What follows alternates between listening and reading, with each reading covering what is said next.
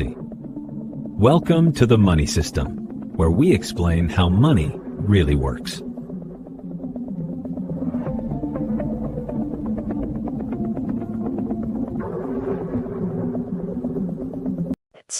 Is your bank account looking a little sad? Do you ever worry about your country's economy? Well, imagine your entire nation on the brink of financial collapse. That's exactly what happened to Greece not too long ago.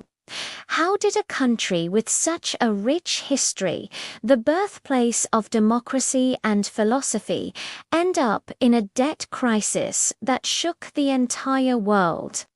Let's break it down in our 5-minute history lesson. Our story begins in 2001. Greece was celebrating they'd just been accepted into the eurozone, a group of European countries that all use the same currency, the euro. This was a huge deal. It was like getting an exclusive membership to a club of rich, stable economies.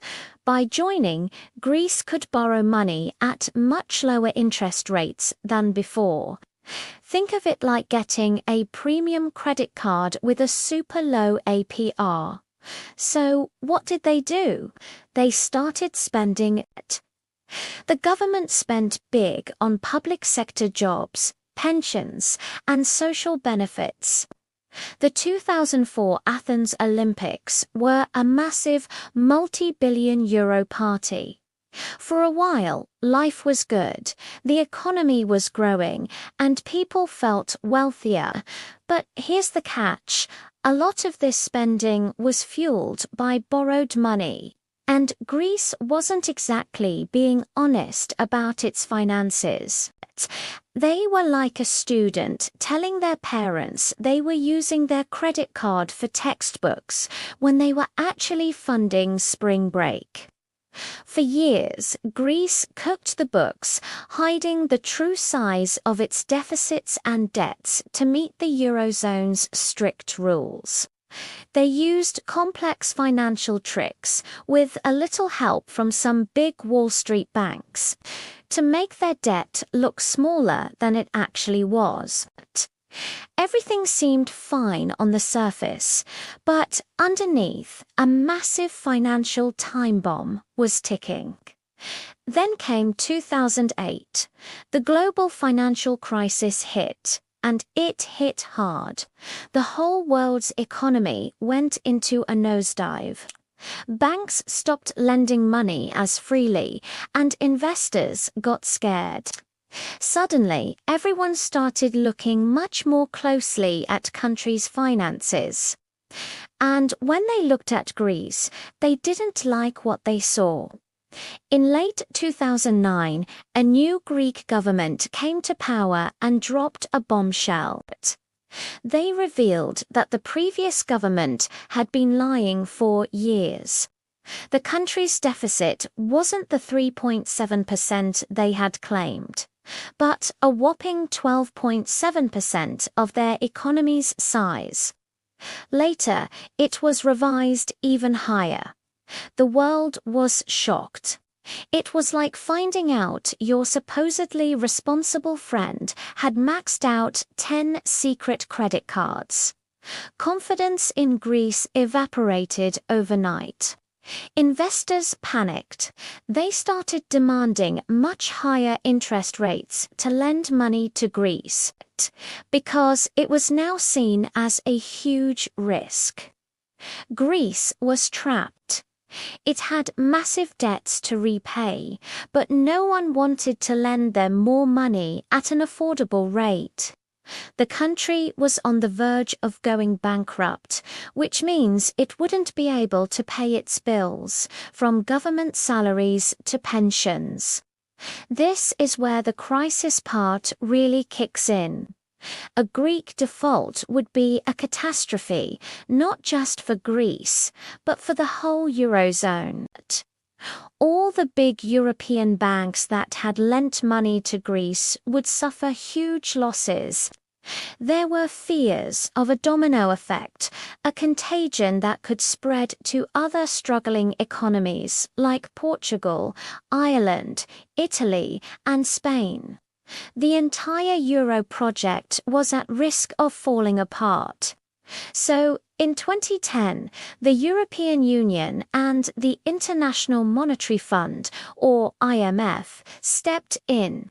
They agreed to a massive bailout package for Greece, a loan of €110 billion. But this money came with some very strict conditions. This was not a gift, it was a rescue with strings attached. Greece had to implement what are known as austerity measures. This meant drastic cuts to government spending and big increases in taxes. Public sector salaries were slashed, pensions were cut. The retirement age was raised. Taxes on everything from sales to property went up. The idea was to force Greece to live within its means, to fix its budget and start paying back its debts.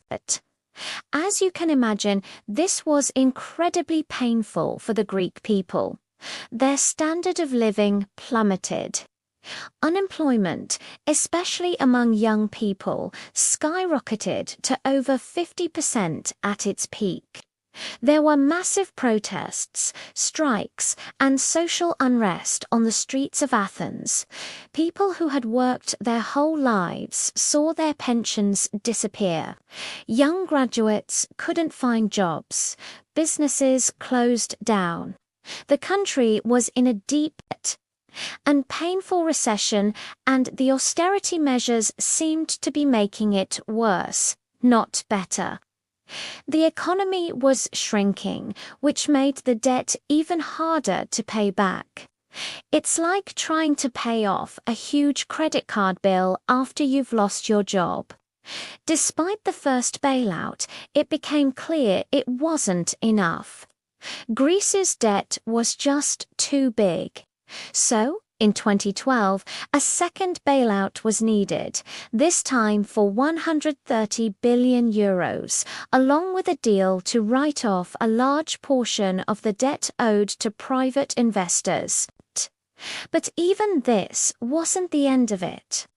The political and social turmoil continued. By 2015, the Greek people had had enough. They elected a new radical left-wing government led by the Syriza party that promised to end austerity. This set up a dramatic showdown with its European creditors, mainly Germany, who insisted that Greece stick to the rules. For months, the world watched as Greece and Europe played a high-stakes game of financial chicken. There was talk of a Grexit, Greece leaving the eurozone.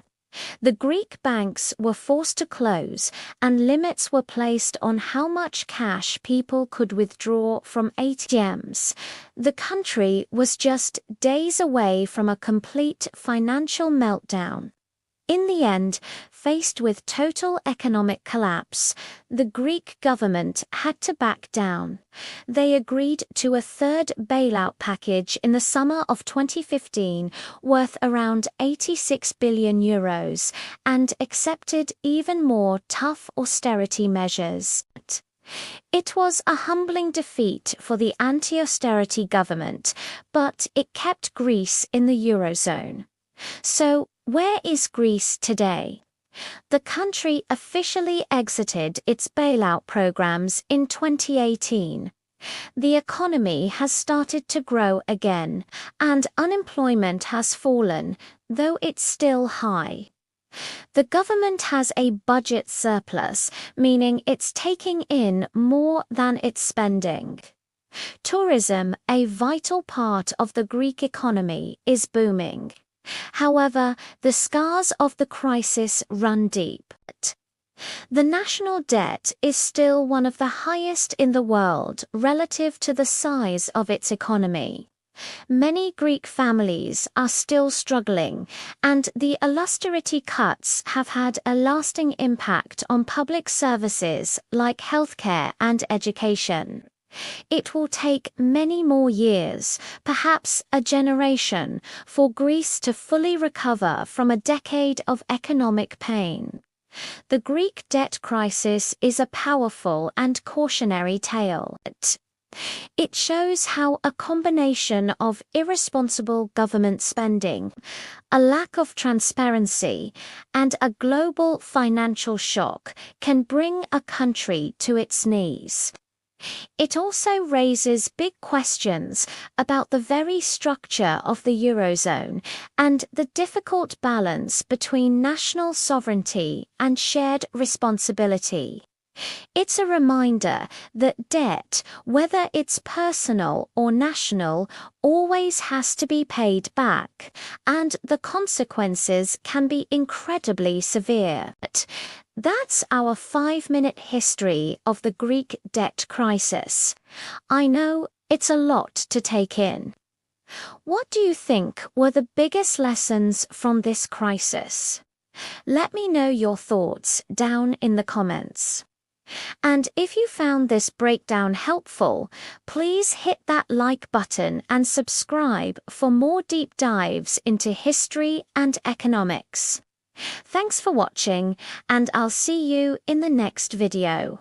So, we're not smart. If this helped you understand the system, subscribe, like, and share this video.